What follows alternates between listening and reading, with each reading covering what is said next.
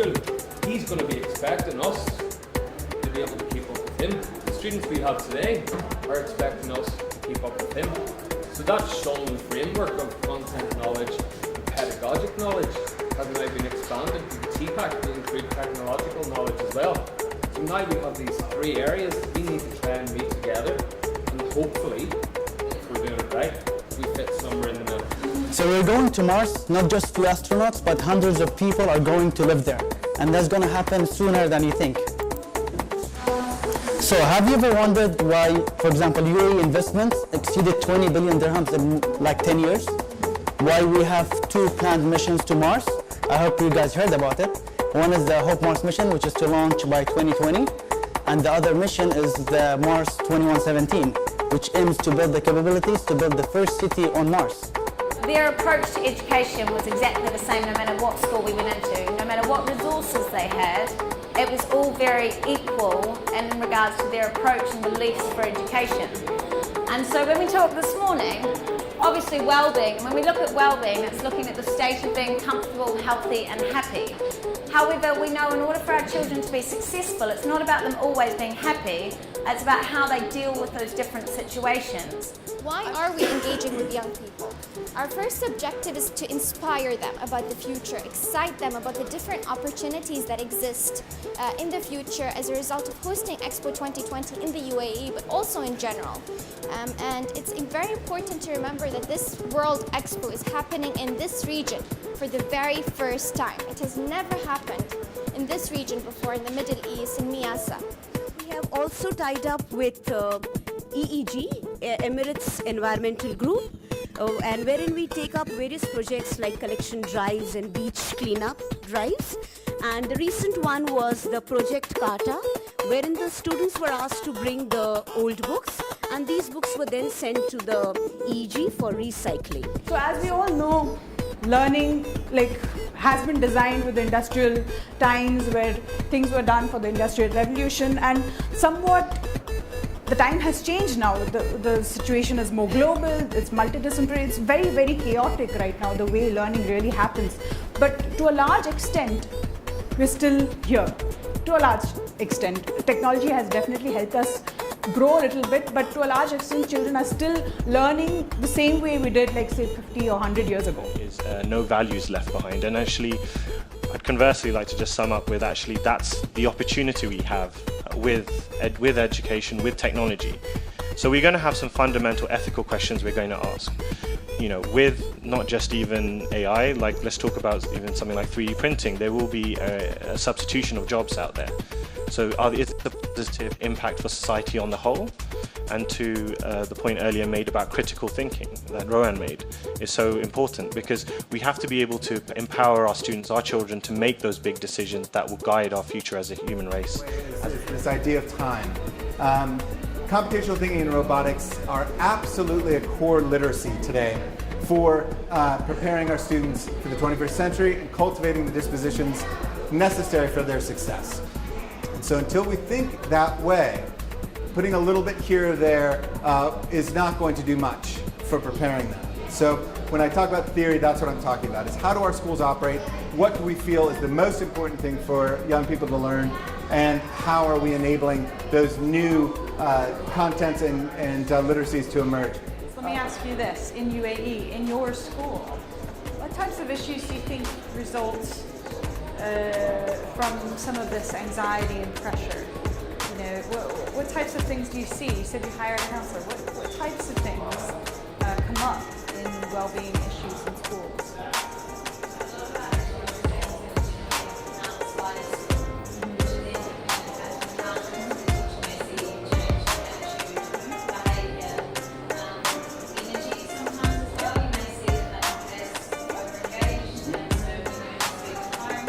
The title, For Information to For Information. Say it out loud. You have a kind of cognitive dissonance as your brain has to go from one set of sounds, for information, that means alien structures, to for information, bits of cognitive processing, percepts. What that is about, the reason I chose that title was to make you deal right from the start with the fact that the mind has these frames of reference that are absolutely constantly in effect in this first bit of what the brain must do. But in trying to identify what does it mean, the sustainability thing, right? Typically sustainability means save energy, save some water, all those kind of environmental elements. But UNESCO, which is a world-renowned international organization, has identified sustainability as a much broader element. So they have identified, you can see it on the second ring there, natural, economic, social, and political elements of sustainability go together. And the idea is, and you'll notice also it's in a bit of a jigsaw puzzle, in that they are intertwined and they're interrelated. So you cannot talk about nature without recognizing that it has a dynamic effect on the politics, on the economy, and on the society, right? And any other way. So whatever the starting point is, it has side effects, all these other things. Now the primary and secondary SEN departments were separate. That need not necessarily be a weakness. In some schools, you have primary in a different campus and secondary in a different campus, and that's the best way it can work. But in our school, we have both the sections in the same campus, you know, and sometimes having one SENCO look across the school helps transitions. So that's why I've put it in a weakness. It need not be a weakness, depends from school to school. If you're using this language of character strengths at school, but then you go home and the parents are using different language, how do you remedy that? How do you involve the parents in teaching character strengths? Please. Actually, that's probably the biggest challenge for us as a school, and because of the diversity and the cultural differences that we have. And I think, you know, we've started doing workshops for parents, because it's not that the parents don't want to do it. They probably just don't know how to handle these digital natives who, I think the first word that they utter is a no. So it's very difficult for them to handle them. Question that says, did you have the chance to see the question?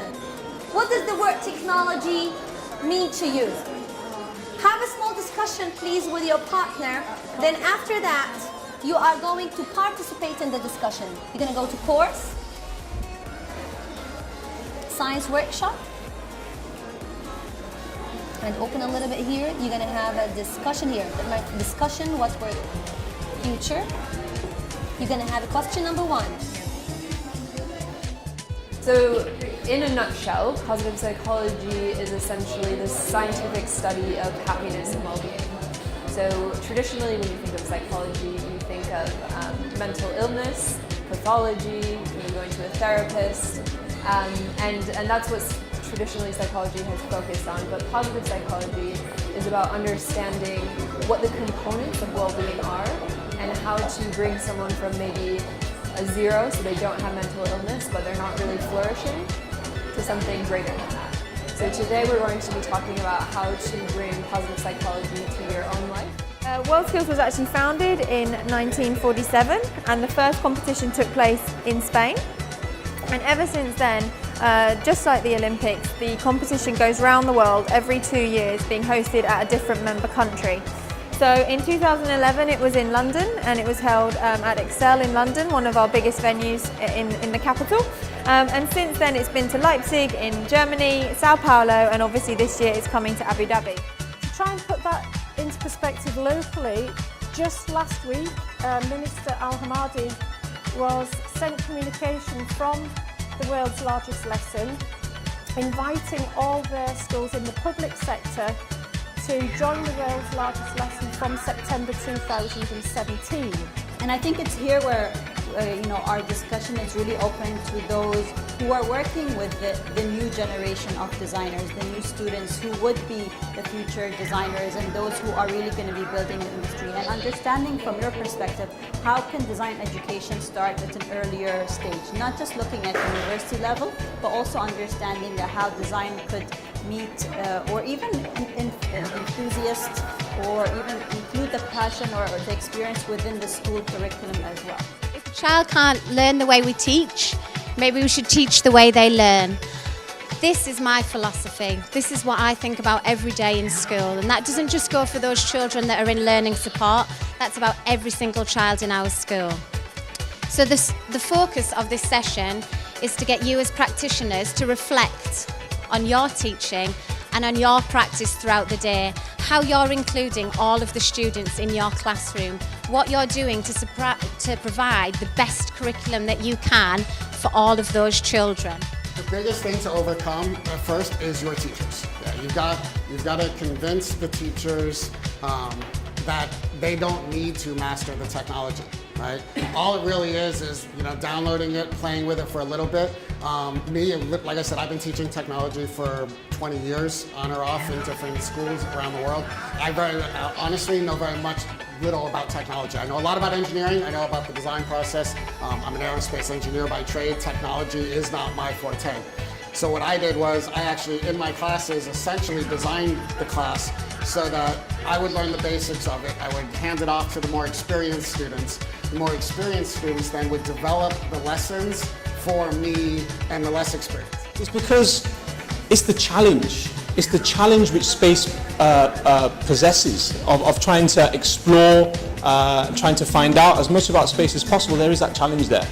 But the last question is, and I think we can all be quite frank with this, and I don't know all your backgrounds, do we actually take advantage of the opportunity that space provides? And I would probably say no, okay, we probably don't. I mean, we were having a frank conversation just now. Physics teachers in schools are generally in low number. In our school in particular, every school I've worked at, it's always been the same, which tends to be that the qualified physics teacher would be teaching the A-level classes, the GCSE classes, because of the fact that there isn't enough.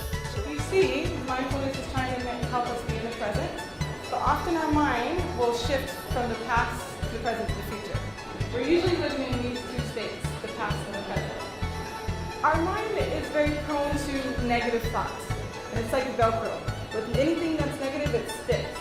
And it's human nature. So it takes a lot of practice to try to change the way in which you're thinking. So because it's human nature to immediately start to think about the negative things in our past, it might lead to, let me move over here, these experiences. So if we're thinking about our past in a negative way, we might be making a lot of comparisons. How to teach innovation. Two of the key things which I thought were really simple, and you can do it in any lesson, is have a mark rubric for creativity. So no matter what you're marking them for the test stuff, you can also mark creativity, creative thinking, independent thinking. You can mark that, and you can tell your students how they're doing on that, irrelevant of how they're doing at physics or how they're doing at French or whatever their subject is.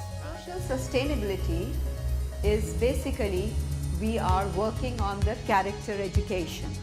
Character education is very important at the school level because that's the foundation. So building character through character education is very important for the schools, and because schools are the major part in community and society. How can we make sure that the young generation or the students or those at school are able to understand that what's the vision, how the growth is moving, and as well what their role could be in the future of design. Rather than looking at themselves as a fashion designer or an architect, it's about what does design mean in this context, and how their role or how their role can always transform and develop. It's not a static field anymore. I think things are really progressing, and I think with technology's introduction and how the marriage of science and design is really moving forward, it will really imply and make changes in a lot of different sectors. The child fit in with our model. Do we think it's integrative or inclusive? Integrative. So they're coming to my school, they're attending a mainstream school, but I'm trying to squeeze them into my model. I'm trying to make them fit into what we do in our school. Inclusive, adapting the model to fit the needs of the child. So I'm going to change the curriculum, the assessment, the physical environment if needs be, to make it so that that child can access learning in our environment. What works is collaborating together to share ideas and generate new ways of doing things. And that's a real important aspect of what's going on here to make Dubai School so successful. And the one at the top I want to highlight too, effective leadership at all levels. We found that across all 5 cities, that systems only improved if there was strong political leadership and executive leadership across the city and strong leadership in each of the schools. and that was absolutely crucial for success. And again, we have a great example of that from Dr. Abdullah in terms of the leadership of KHTA and his inspirational leadership, but also the great leadership that's going on in the individual schools here in Dubai.